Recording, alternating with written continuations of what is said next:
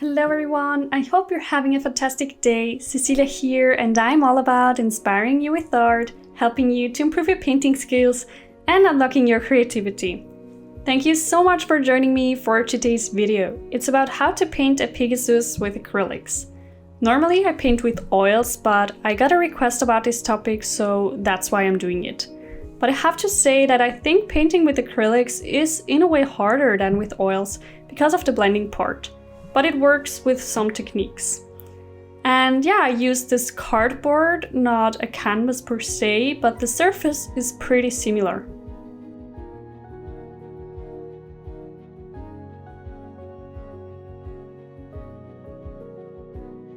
I would look at some horse photos and use them as reference for your painting. You can do a grid and transfer it onto the canvas if you have some problems with drawing an outline. I looked at some reference photos as well, rearing and running horses basically, and just added some big wings to the sides. The important part is that you look at the proportions. For example, the head is quite small compared to the rest of the body, and the legs are pretty thin.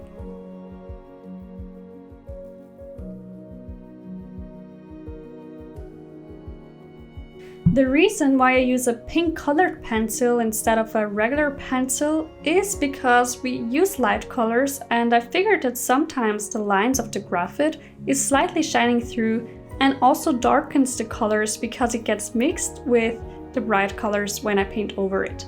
The only disadvantage of the colored pencil is that you cannot erase it this easily. But I mean, you can do a sketch first on a paper before starting to draw on the canvas, and then it is definitely easier to draw the shape of the PEGASUS. At the lower half of the painting, we draw a rough structure of some clouds.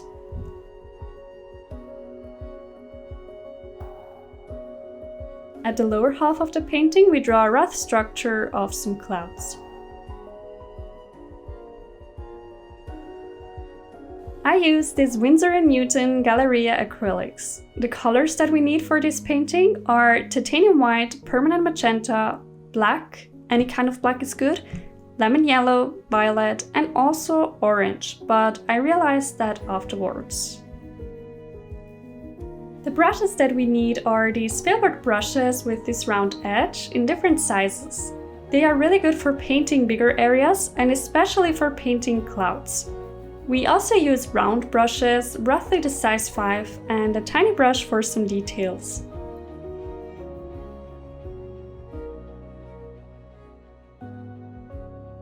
First we put the paints on the palette and premix the colors because then the blending gets easier. We need a lot of white. Keep in mind that the paints get darker when they dry, so I would mix them rather a little bit too bright, and then you get the right color tone. First, I only used lemon yellow and permanent magenta, and then I realized that the color of the sky is too cold because lemon yellow is really cold compared to cadmium yellow, and so is permanent magenta compared to cadmium red. So we do 2 layers anyways to get a really nice opaque layer, and you can already start with mixing orange to those colors, or you can do the same as I do.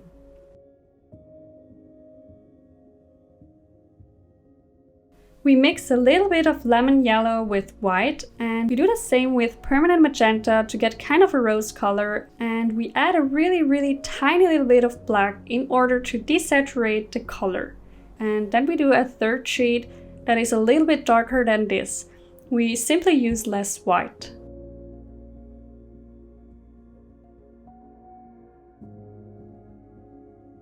We start with this bright lemon yellow and paint around the horse, and then I would grab a second brush because I think it's easier to blend with 2 brushes and start painting the bright rose color and basically blend wet in wet. So we paint with 1 brush the yellow shade and keep the edge wet, and then immediately take the other brush and blend with the rose color and paint till the edge of the clouds. And we want to work here kind of quickly because acrylics dry really fast.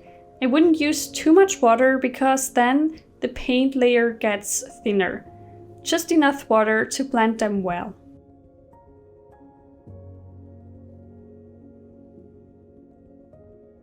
We use the same approach for creating the clouds. first, we will paint them really raw structured. We use the lemon yellow and paint the edges and the big shapes you can see in a cloud, like these different sections. And then we use the rose color and blend it again, wet in wet with the lemon yellow. You want to make sure that the edge is wet and paint a little bit below the yellow to just have enough space for blending. And then at the very bottom, we use this darker shade that we premixed before.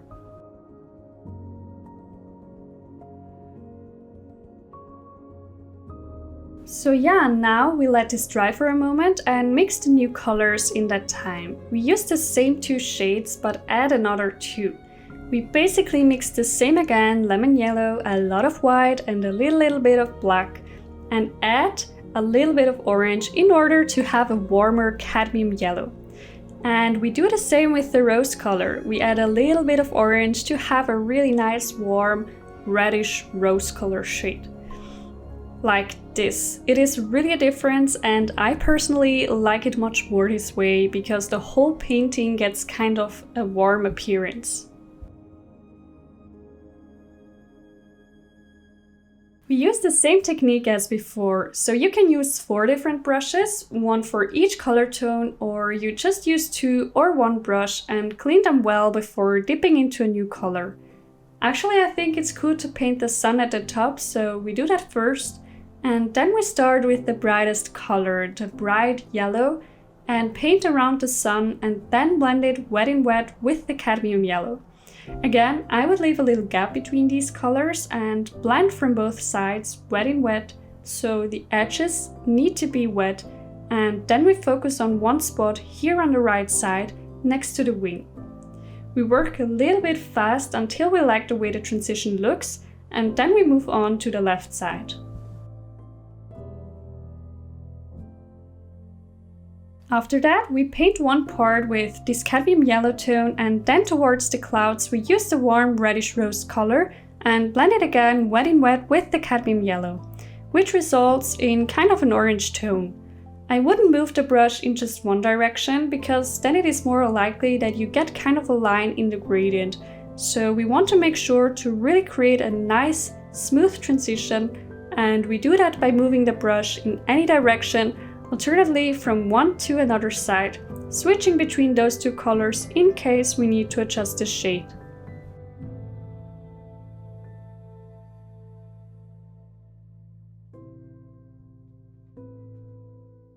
Now we create the clouds. We move our way forward from the bottom to the top of the clouds and focus on each part individually.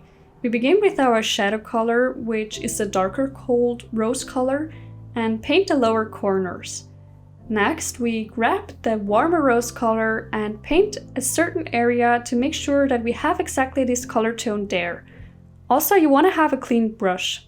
And then we create a nice gradient between those two colors by working wet in wet. If the darker rose color is already dry, just paint again a little bit the edges, and then it is easier to blend those two colors. I would work step by step from one side to the other. I think that's the easiest way. And again, I use 2 brushes because it is easier for me to just change the brushes instead of always washing them out before dipping into the other color. But keep in mind that you need to wash your brushes from time to time anyway, the moment you're done with a certain color or area, and put it into the jar with water, because otherwise the paint dries and then your brush hardens, which we obviously don't want because we don't want to ruin it.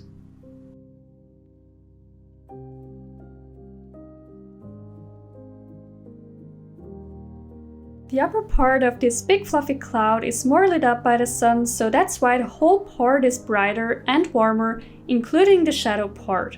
So our new shadow color is this warm rose color, not the cold rose color.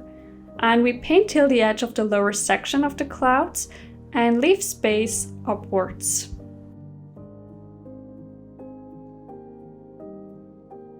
When we are satisfied with the gradient, we can blend the next 2 colors, which are this warm rose color and the warm cadmium yellow.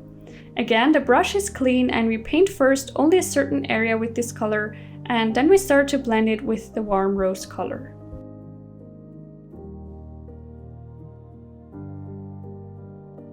When working with acrylics, I think it's helpful to define blending color sections and pure color sections. In this way, the blending kind of gets easier and we make sure that no color vanishes. So imagine we have two colors and we define a pure color section and a blending section, which doesn't surpass approximately the half of each color. When we take that into consideration, we can easily blend then with the next two colors and apply the same principle. I hope that makes sense.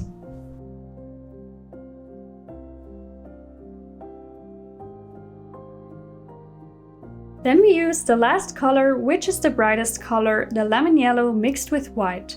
And we paint the edges that we haven't painted yet, and we now go more into details, and for that we focus only on one section at a time. We begin with the upper part of the left side. I would use a rather small favorite brush and paint the edges and then some fluffy structure as well to create this cloud-like shape. And then we immediately blend the lower end of these brush strokes with the cadmium yellow. So upwards we have a clear, bright lemon yellow line, and downwards we mix that color with the warmer cadmium yellow. Again, I would use two brushes because then you're faster with blending those two colors.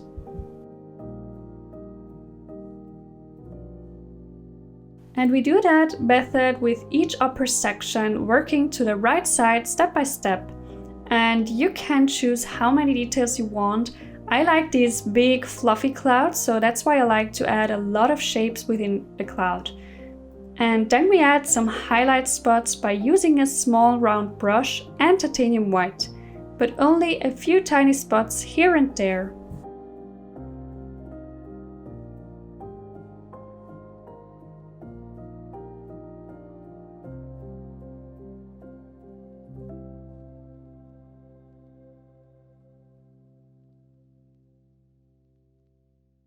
Afterwards, we work on the lower part of the clouds. Now the brightest color is the cadmium yellow and the darkest the cold rose color. So we paint the edges first with cadmium yellow, and I dip a little bit into the bright lemon yellow as well. And then we blend it with the warm rose color and create the structure the way we did before. So we paint some curvy lines and blend it with the warm rose color in a way that we have upwards a clear line and downwards a nice transition between those two colors.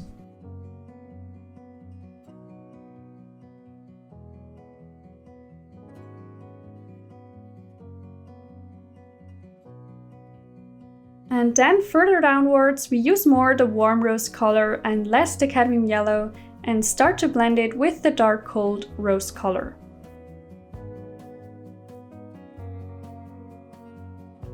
After that, we take a really small brush, for example a round brush, and dip it into the lemon yellow and paint just a few lighting spots at the very edge of the light warm cadmium yellow areas, and only at the top areas. Just tiny brush strokes, barely visible, but I think that this makes a great difference.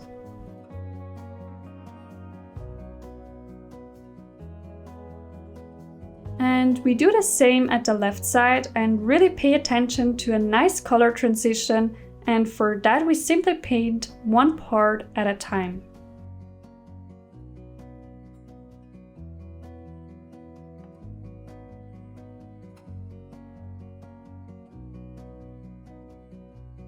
So yeah, I think that looks pretty good. I hope this process was clear. Let me know in the comments below if you still have questions. And I would say let's move on to the PEGASUS. So yeah, if you have some leftover paint, you can simply use them to mix the shadow color, or we mix new ones. And we're gonna use two shadow colors, a warmer and a colder one. The cold one is for the darkest areas and the warm shadow tone for the transitions, like the areas that are lit up a little bit more.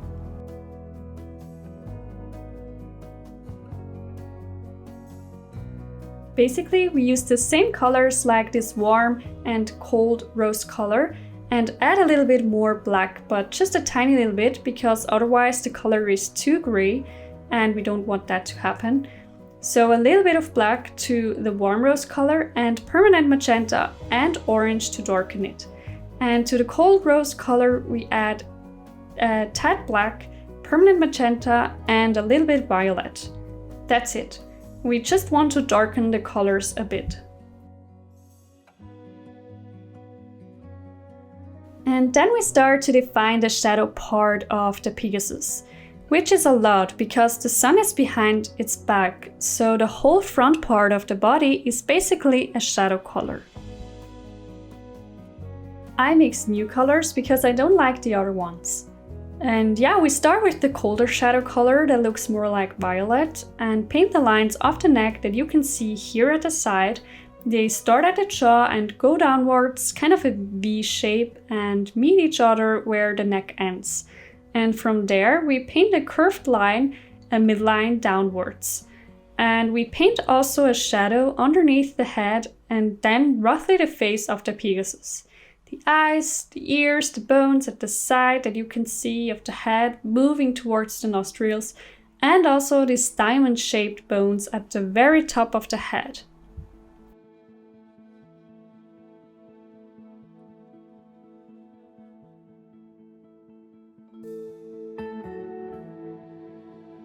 After that, we work on the lower part of the belly, like really the edge of the hollow part of the body's dark, also between the forelegs. Don't worry, we blend all of it afterwards, but first we want to get clear, that's why we define the shadow parts.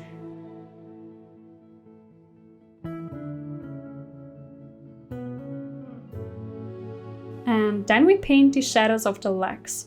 Right underneath the joints we paint a shadow and towards the side as well, and we blend the rest by using white mixed with a little bit of the warmer shadow color.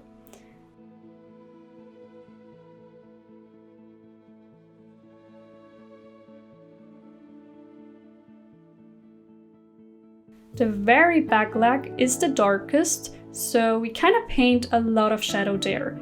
The darkest part is at the very top of the leg, and downwards it gets brighter, so we add white, and also the edge is lit up by the sun, that's why we paint a bright white line at the edge of the leg.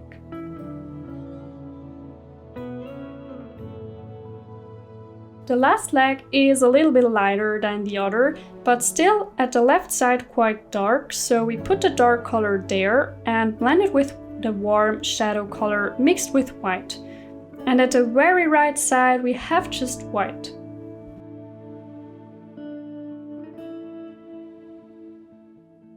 Afterwards we work on the sides, so right underneath the wing there is shadow.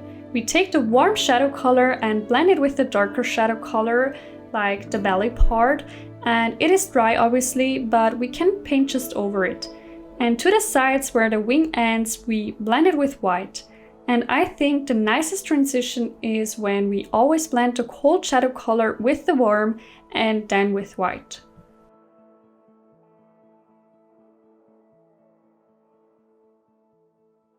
We do the same approach for the neck. Right underneath the head we paint the cold shadow color, blend it with the warm and with white, the more downwards we go. And we also include the V-shaped lines into this blending. And continue on the right side of the neck with pure white. This is the brightest area because it gets directly lit up by the sun. And in order to blend everything well together, just work wet in wet, one step at a time. I also again alternate between the brushes, so I have a brush for each color, which allows me to quickly switch.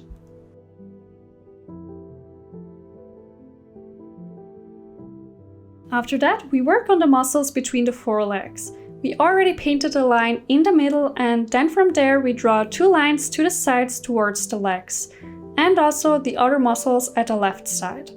And then we blend them with not pure white, we use the warmer shadow color mixed with white and blend these lines as well as the left out areas. And especially the big muscles in the front, we kind of have a nice blending area. So at the very bottom there is the dark shadow color and we blend it with the warm shadow color, and at the end of these muscles at the top we add more white. Also we take into consideration the lines at the sides and blend them as well. You have to work kind of fast, and you can also work on one muscle at a time if that helps.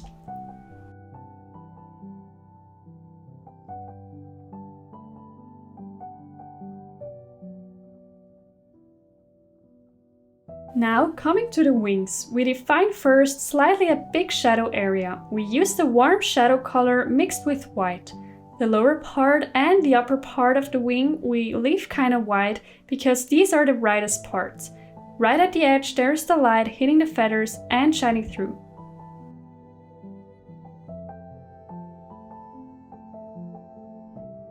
Next, we paint each feather with white and start in roughly the half of the wing, so the lower end of the wing. And since we only have a straight line there, we have to paint over that line so that we have kind of a zigzag line which is made of the ends of each feather. And yeah, we paint like normal feathers, not that big, just the right size, tilted towards the right side of the wing. And at the end of the wing, at the top, there are some longer feathers that have like a dynamic sweeping shape, so we paint them accordingly.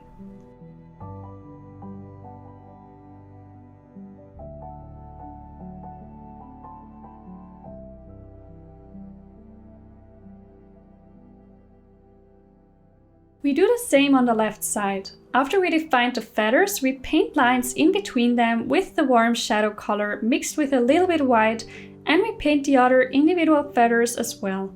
They are a little bit shorter and I would also follow the structure, but paint some unexpected feathers in between just to make the wing more lively. We paint first the outer lines in order to place each feather well, and then we fill them out with a lighter color than we used before, but not pure white because it is still a shadow area. And so just add more white to it, to the shadow color, and then blend it again with the lines, one feather at a time. In this way you guarantee a nice blending. And at the right side of the wing, the feathers at the edge are very short and brighter because there we have more light. So we paint them almost white.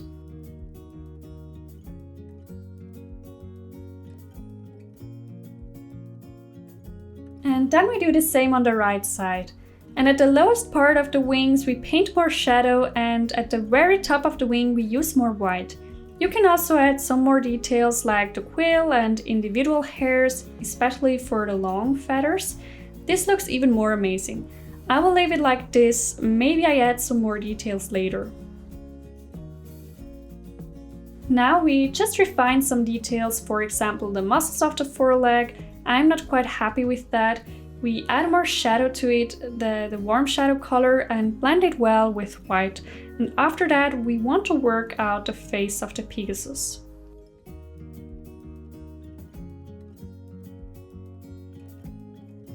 So we intensify the shadow part, add more at the top of the head, and blend the lines of the bones with the rest, and paint some dark eyes. I mix more black and violet into the shadow color for that.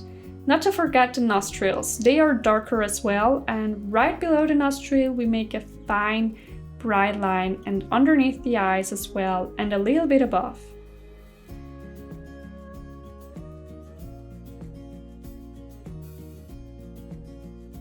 And of course the Pegasus needs a mane. For that we use white and paint some hairs around the head.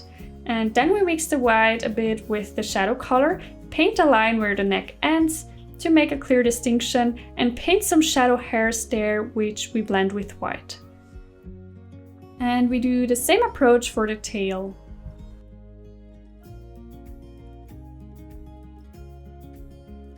To finish up this painting, we add a few more highlight spots here and there by using white mixed with lemon yellow, and also some slightly darker shadow spots at the very darkest parts, at the belly and between the forelegs and back legs, and right underneath the head. Yeah, and that's it for now. It's been a while that I painted an entire painting completely with acrylics. So I really hope this tutorial was helpful to you and that I covered everything necessary. Let me know in the comments below if you still have questions, and also if you have some suggestions for other videos. I'd love to hear from you. Thank you so much for watching this video. I wish you a wonderful day, and until next time!